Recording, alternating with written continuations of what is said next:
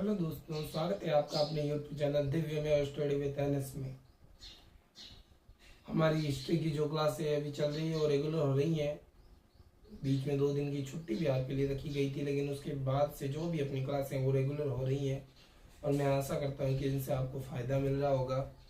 अपनी तैयारी को रेगुलर रखते हुए आप हमारी क्लासों का पूर्ण रूप से जो फ़ायदा है वो उठाइए और अपनी तैयारी को बेहतर ढंग से कीजिए, क्योंकि आने वाले समय में कुछ आपके लिए बहुत ही अच्छी वैकेंसीज जो है आने वाली हैं। 40,000 समथिंग जो अपने शिक्षक भर्ती के पद हैं उनके लिए भी अप्रैल शुरुआत या एंडिंग तक जो है नोटिफिकेशन जारी हो जाएगा। और आपको पता ही होगा राजस्थान पुलिस के लिए भी जो है शुरू हो चुके हैं फॉर्म्स, जो है मतलब नोटिफिकेशन जारी हो चुका है। और इस बार जो मैंने बहुत पहले भी आपसे कहा था कि सीईटी न देने की गलती ना करें, सीईटी को दें, क्योंकि इससे इस बार जिन जिन ने नहीं दी उनसे बहुत से लड़कों को जो है फायदा नहीं हुआ। वो अनेक सी परीक्षाओं ऐसी थी जिसमें वो बैठ नहीं पाए। तो सीईटी देनी है आपको और बहुत अच्छी नंबर लाने हैं ताकि आप जो है अन्य एग्जाम्स में भी पार्टिसिपेट कर पाए और आपका स्कोर अच्छा रहे। क्योंकि सीईटी एक पात्रता परीक्षा है। पात्रता का मतलब होता है कि आप किसी भी प्रकार के एग्जाम को या किसी भी एग्जाम को देने के लायक हैं या नहीं, तो वो आपकी पात्रता है। अगर आप पात्र हैं उस चीज़ को करने के लिए तभी आप दे पाएंगे, अन्यथा आप उस एग्जाम को नहीं दे पाएंगे। और पात्र बनने हेतु आपको एक परीक्षा पास करनी होगी जिसका नाम सीईटी है। और पास होना ही मायने नहीं रखता, आपके अच्छे नंबर मायने रखते हैं, ताकि आपको जो है अगला जो भी पेपर आप कॉम्पिटिटिव एग्जाम्स का दें तो उसमें उसका जो है पूर्ण रूप से आपको फायदा मिल पाए। तो इस बार सीईटी न देने की गलती बिल्कुल न करें। जो 12th पास आउट है वो 12th पास आउट सीईटी दें, और जो ग्रेजुएशन लेवल कंप्लीट कर चुके हैं तो वो graduation level plus 12th level दोनों के एग्जाम दें, ताकि कभी भी कुछ भी हो सकता है। किसी भी प्रकार की वैकेंसी आने पे आपके पास अगर पात्रता है तो आप एग्जाम दे सकते हैं, अन्यथा आप एग्जाम नहीं दे सकते।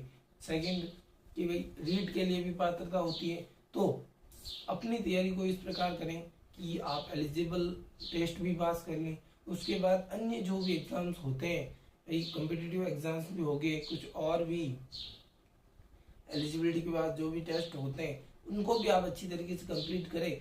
और इस बार जो एग्जाम जो की लिस्ट जारी हो कि भाई इनका सिलेक्शन हुआ है, उसमें से हम आपका नाम भी होना चाहिए। इसलिए आप अपने जो तैयारी है वो ध्यानपूर्वक बेहतर तरीके से करते रहिए और हमारे द्वारा बनाए गए वीडियो का आपको पूर्ण रूप से लाभ मिले, ऐसी हम कोशिश करते रहेंगे। और आपको भी इसका लाभ उठाना है। और किसी भी प्रकार की कोई भी प्रॉब्लम हो तो आप मुझे कमेंट बॉक्स में लिख सकते हैं, तो मैं उसका निपटारा करने की पूरी कोशिश करूंगा। अगर आप कुछ और क्लासें भी देखना चाहते हैं तो वो भी हम दिखाने की पूरी कोशिश करेंगे।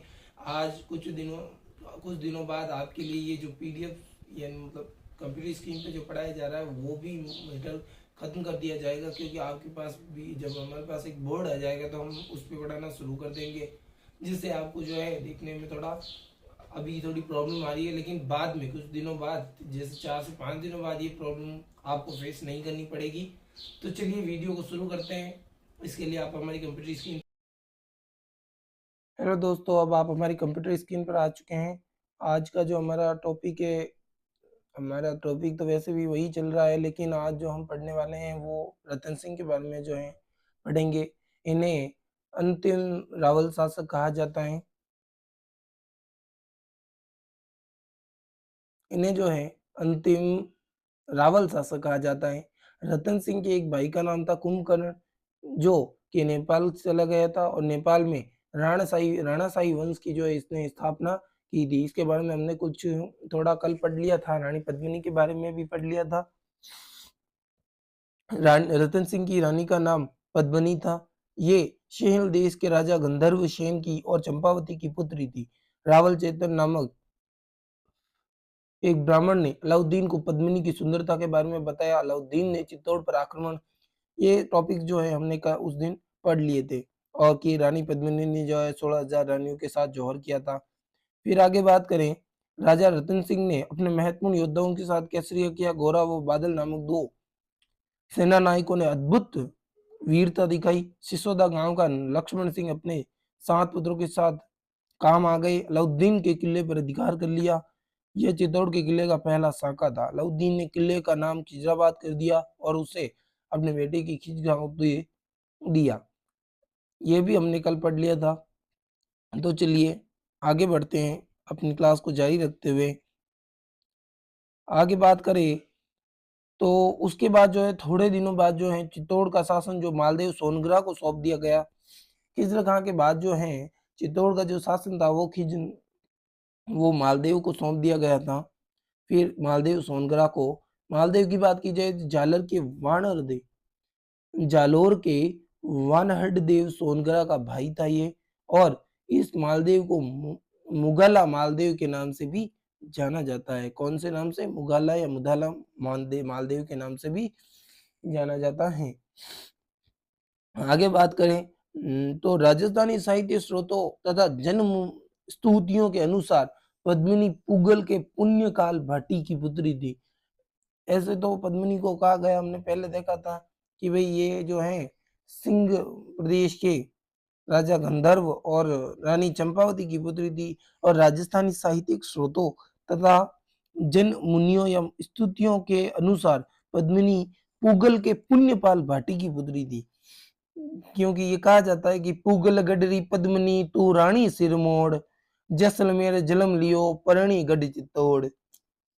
कि पुगल गडरी पद्मिनी के पद्मिनी जो पुगलगढ़ की है, और तू रानी सिरमोड़, और तू रानी, और जैसलमेर जलम लियो कि तेरा जन्म जो है वो जैसलमेर में हुआ था, और तेरा जो परणी यानी कि जो शादी है वो चित्तौड़ में हुई थी। तो पुगल गडरी पद्मिनी तू रानी सिरमोड़, जैसलमेर जलम लियो परणी गढ़ चित्तौड़। आगे बात करें तो गोरा बादल री चौपाई नामक पुस्तक हेमरत्न सूरी ने लिखी थी।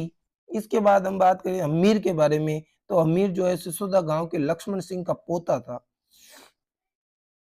अमीर जो था वो सिसोदा गांव के लक्ष्मण सिंह थे, जिनका था पोता। अमीर का शासनकाल जो है 1326 से 1364 ईस्वी तक चला। पोता था जो कि चित्तौड़ के पहले साके में काम आ गए। इनके पिता का नाम हरि सिंह था। अमीर के पिता का नाम हरि सिंह था, और आपको पता हो तो चित्तौड़ का जो पहला केसरिया साका हुआ था उसमें जो है ये अपने 7 पुत्रों के साथ लक्ष्मण सिंह जी जो है वहां पर भाग लेने के लिए और उनके काम आए थे। फिर हमीर ने मालदेव सोनग्रा के बेटे बनवीर सोनग्रा से चित्तौड़ जीना। चूंकि यह सिसोदा गांव से आया था इसलिए मेवाड़ के राजा अव सिसोदिया कहलाने लगे। मेवाड़ में राणा साका का स्थापना हुई। आगे बात करें तो राव सिसोदा राणा लक्ष्मण सिंह अर सिंह हमीर सिसोदा गांव से संबंधित। राणा साका मेवाड़ के रावल से मेवाड़ के राणा में परिवर्तन हुए थे। आगे बात करें सिंगोली का युद्ध, हमीर वर्सेस मोहम्मद बिन तुगलक। हमीर और मोहम्मद बिन तुगलक के मध्य जो है सिंगोली का युद्ध हुआ। ये बहुत ही महत्वपूर्ण है, आपको ध्यान रखना है कि सिंगोली का युद्ध जो है हमीर वर्सेस मोहम्मद बिन तुगलक के मध्य हुआ था। कीर्ति स्तंभ प्रशस्ति में हमीर को विषम घाटी पंचानन कहा गया है। विषम घाटी पंचानन का मतलब होता है विकट युद्धों में शेर के सम्मान जो युद्ध करता है या जो लड़ता है उसे विषम घाटी पंचानन कहते हैं। रसिक प्रिया में हमीर को वीर राजा कहा गया है। चित्तौड़ के किले में अन्नपूर्णा मंदिर का निर्माण हमीर ने करवाया। हमीर को मेवाड़ का उद्धारक कहा जाता है क्योंकि मेवाड़ को फिर से जीता था। आगे बात करें राणा लाखा के बारे में, तो राणा लाखा जो है, राणा लक्ष्य सिंह भी कहते हैं इनको, 1382 से लेकर 1421 एडी तक इनका जो है शासनकाल चला। इनके समय में जावर से में चांदी की खान निकल गई। जावर एक क्षेत्र है तो वहां से जो है चांदी की खान निकली थी।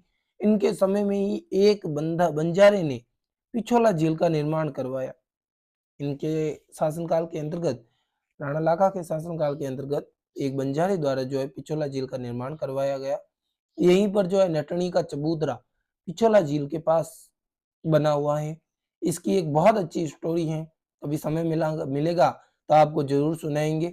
नटनी का चबूतरे की जो स्टोरी बहुत ही अच्छी स्टोरी है। कुंभाहाड़ा नकली बूंदी की सा करते हुए मारा गया। कुंभाहाड़ा जो थे वो नकली बूंदी की रक्षा करते हुए मारे गए थे।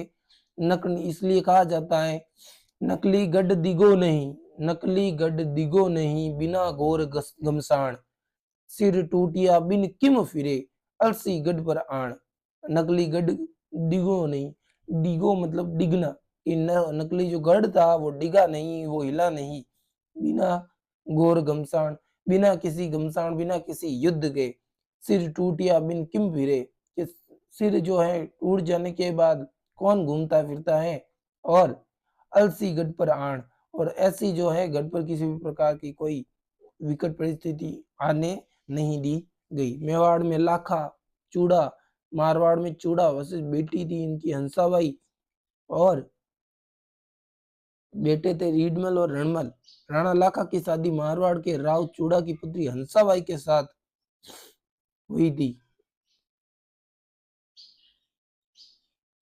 राणा लाखा जो थे उनका जो विवाह है वो राव चूड़ा की पुत्री, मारवाड़ के राव थे चूड़ा, उनकी पुत्री हंसाबाई के साथ हुआ। इस अवसर पर लाखा के बेटे चूड़ा ने ये प्रतिज्ञा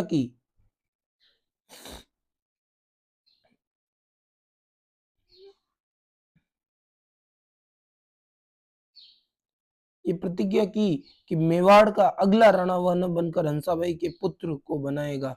ऐसी प्रतिज्ञा के कारण चूड़ा को मेवाड़ के भीष्म पितामह कहा जाता है। तो आपको ये बात याद रखनी है कि मेवाड़ का भीष्म पितामह किसे कहते हैं, तो राव चूड़ा को मेवाड़ का भीष्म पितामह कहते हैं। इस बलिदान के बदले चूड़ा के वंशजों को चूड़ावल या हरावल में रहने वाले का सौभाग्य प्राप्त हुआ। हरावल सेना का अग्रिम भाग जो सबसे पहले युद्ध लड़ता है। चूड़ावतों को सर्वाधिक 4 प्रथम श्रेणी के ठिकाने दिए गए। 16 ठिकानों में से प्रथम श्रेणी के द्वितीय 32 और तृतीय 64 जो है जागीरें प्रदान की गई। सलुम्बर नामक सबसे बड़ा ठिकाना इन्हें दिया गया। राजधानी में राणा की अनुपस्थिति में सलुम्बर का रावत रावल शासन कार्य संभालता था। मेवाड़ की सांस को का राज तिलक सलुम्बर का रावल ही करता था। आगे राणा मोकल के बारे में जो है हम कल पढ़ेंगे। आज की क्लास में बस इतना ही। तो आपका आज का टॉपिक भी कंप्लीट हो चुका है। आज भी हमने बहुत से जो है अन्य शासकों, मेवाड़ के जो शासक थे उन सब के बारे में पढ़ा। रत्नन सिंह के बारे में भी हमने वापस चर्चा कर ली। अलाउद्दीन खिलजी के बारे में, रानी पद्मिनी के बारे में, और भी अनेक शासकों के बारे में जो हमने चर्चा कर ली। तो आप अपना रिवीजन जो है करते रहिए और बेहतर तरीके से अपनी पढ़ाई को करते रहिए। आज की क्लास में बस इतना ही। आप वीडियो को लाइक, शेयर, सब्सक्राइब जरूर करें, और किसी भी तरह की प्रॉब्लम हो जाए तो आप मुझे कमेंट बॉक्स में लिख सकते हैं। आप अगली क्लास किस प्रकार की चाहते हैं, कौन सी चाहते हैं, अगर वो भी आप कहेंगे तो हम वो भी क्लास लेने की बहुत पूरी की पूरी कोशिश करेंगे। और किसी भी प्रकार की जो जानकारी हम देते हैं किसी वैकेंसी से संबंधित, अपने क्लासों से संबंधित, तो वो सब जो जानकारी अपने टेलीग्राम चैनल पर आपको मुहैया कराई जाती है। तो आप जल्द से जल्द जाकर टेलीग्राम चैनल को ज्वाइन कर लें, जिसका लिंक आपको बायो में मिल जाएगा, डिस्क्रिप्शन बॉक्स में मिल जाएगा। तो आज की वीडियो में बस इतना ही। फिर मिलेंगे कल एक नई वीडियो के साथ। राणा मोकल पढ़ के आइएगा। कल हम राणा मोकल के बारे में पढ़ेंगे, और जब भी समय मिला आने वाली जिसकी भी हम कहते हैं कि भाई कहानी, जैसे संडे के दिन समय होता है तो उस दिन आपको स्टोरी भी सुनाएंगे। Thank you.